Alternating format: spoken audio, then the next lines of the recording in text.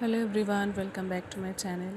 তো হঠাৎ করে আমাদের প্ল্যানিং হয়েছিল গঙ্গা আরতিতে যাওয়ার জন্য, যেটা ইডেন গার্ডেন্সে হয়। একদম ইডেন গার্ডেন স্টেশন থেকে জাস্ট 1 মিনিটও লাগবে না ওখানে যেতে। যদি ফার্স্টের দিকে লেডিসে ওঠা হয় তাহলে শিয়ালদার দিকে ফার্স্ট লেডিসে উঠলে যেখানে নামবে সেখান থেকে জাস্ট মনে হয় 1-2 সেকেন্ড গেলেই গঙ্গার যে ঘাট রয়েছে, যেটাকে বাবুঘাট বলা হয়, তো বাবুঘাটের সামনে ওখানেই গঙ্গা আরতিটা হয়, যেটা দেখার জন্য আমরা চলে গেছিলাম। ফার্স্ট আমরা গেছিলাম প্রিন্সেপ ঘাট, কারণ আমাদের হাতে অনেকটাই সময় ছিল।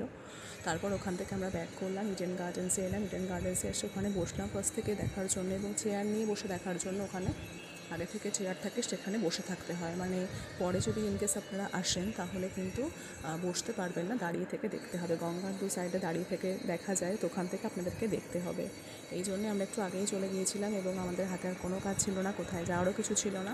প্রিন্সেপ ঘাট থেকে একটু ফটোশ্যুট করে ঘুরে এসে জাস্ট আমরা এখানে চলে এলাম গঙ্গার পাড়ে। আর এত সুন্দর লাগছিল ওখানে। এরকমই সেম আরতি বেনারসে হয়, ঋষিকেশে হয়। ওটা তো দারুণই, সবার মুখে শুনেছি, বাট কখনো দেখা হয়নি। এটা আমাদের খুব কাছাকাছি পেয়ে, বা এই গঙ্গা আরতিটা অনেকটাই খুবই মনোমুগ্ধকর এবং খুব সুন্দর লাগে দেখতে। সবাই মিলে একসঙ্গে যখন করে একটা অন্যরকম পরিবেশ ওখানে তৈরি হয়। গঙ্গার কাছে একটু একটু মৃদুমন্দ হাওয়া, তার সঙ্গে ওখানে যে জাহাজ বললে ভুল হবে, জাহাজ তো না, ছোটো ছোটো এরকম নৌকা মতন হয় যেখানে গঙ্গা বক্ষে ভ্রমণ করা হয়, সেগুলো সাজিয়ে গঙ্গা থেকে যাচ্ছে। আর সামনে বসে আমরা একদম ফার্স্ট রোতেই বসেছিলাম, যেহেতু খুব আগেই চলে গেছি, তো ফার্স্ট রোতে বসেছিলাম বলে এত সুন্দরভাবে দেখতে পেরেছি। প্রথম থেকে শেষ পর্যন্ত আমরা দেখলাম সবাই মিলে, খুব মজা হলো। এবং পেছন দিকে যখন তাকালাম লাস্টে, তখন দেখছি রীতিমতন মনে হয় তাও 150-200 লক্ষ হয়ে গেছে।